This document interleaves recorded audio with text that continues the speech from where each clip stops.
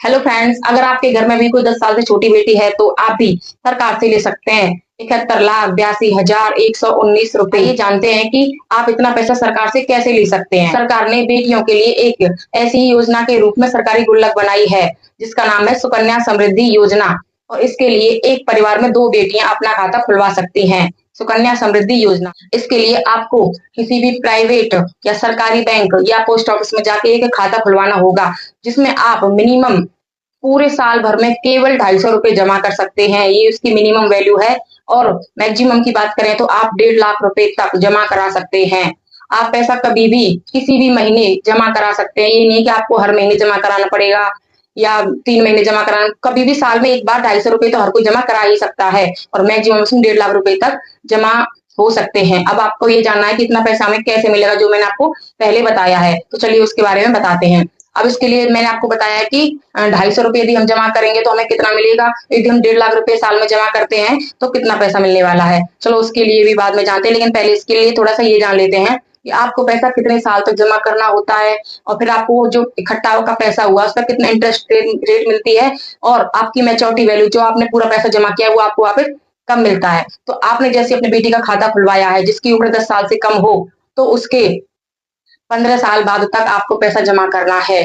उसके बाद आपको 6 साल वेट करने के बाद जब आपकी बेटी की एज 21 साल हो जाती है, या जब आपने खाता खुलवाया है उसके बाद कि 21 साल के बाद आप अपना पैसा पूरा निकाल सकते हैं। और इसमें सबसे बड़ा बेनिफिट आपके लिए ये है कि जब आप पूरा अपना पैसा निकालेंगे तो इस पर आपको कोई इनकम टैक्स भी नहीं देना पड़ेगा। इसमें सरकार ने ये भी बहुत बड़ा फायदा आपके लिए कर दिया है। 15 साल तक पैसा भरो, 21 साल बाद आप पूरा पैसा निकाल सकते हैं। कोई इनकम टैक्स भी इसमें नहीं लगता है। मिनिमम 250 रुपए जमा कर सकते हैं और मैक्सिमम 1.5 लाख तक कर सकते हैं। अब चलो इसमें थोड़ा सा ये जानते हैं कि यदि हम 250 जमा करते हैं तो हमें कितना इसमें मिल सकता है। इसमें इंटरेस्ट रेट आपको फिलहाल बता दें, अभी 8.2 इसकी इंटरेस्ट रेट अभी चल रही है।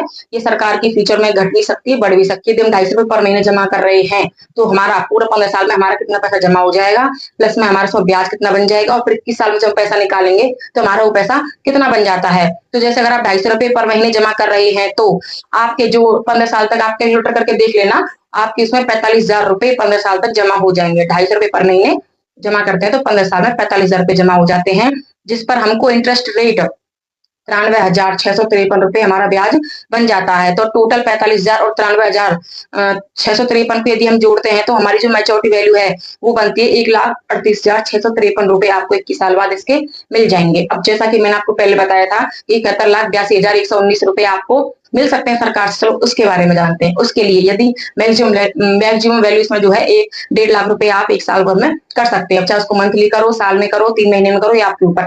यदि आपने साल में 1.5 लाख रुपए जमा कर दिए तो दोस्तों अब इसके बारे में देखते हैं। 1.5 लाख रुपए 15 साल तक यदि आप जमा करते हैं हो जाएंगे आपके 22,05,000 रुपए आपके इसमें इसमें जमा हो जाएंगे। और आपका जो इसमें इंटरेस्ट है, जो ब्याज है, वो बन जाएगा आपका 49,32,119 रुपए। ये आपका इसमें ब्याज बन जाएगा। तो जो आपका पैसा जमा हुआ है प्लस में जो आपका ब्याज बना है 21 साल बाद यदि आप अपना टोटल पैसा निकालेंगे तो ये आपका कैलकुलेट होकर के 71,82,119 रुपए बन जाएगा। इस कैलकुलेटर को आप, यदि आपके पास IPPB ऐप है, जो पोस्ट ऑफिस का ऐप होता है, उस पर भी जाके इस कैलकुलेशन को कर सकते हैं, या SBI का ऐप हो आप उससे भी इस कैलकुलेशन को जाके कर सकते हैं कि हम 15 साल तक इतना पैसा जमा कर रहे हैं तो इतना इंटरेस्ट रेट है 8.2 के साथ हमारे 21 साल में कितना पैसा बन जाता है। जानते हैं इसमें कि डॉक्यूमेंट्स आपको क्या क्या लगते हैं। डॉक्यूमेंट्स इसमें आपकी बेटी के भी लगेंगे, कुछ आपके भी लगेंगे।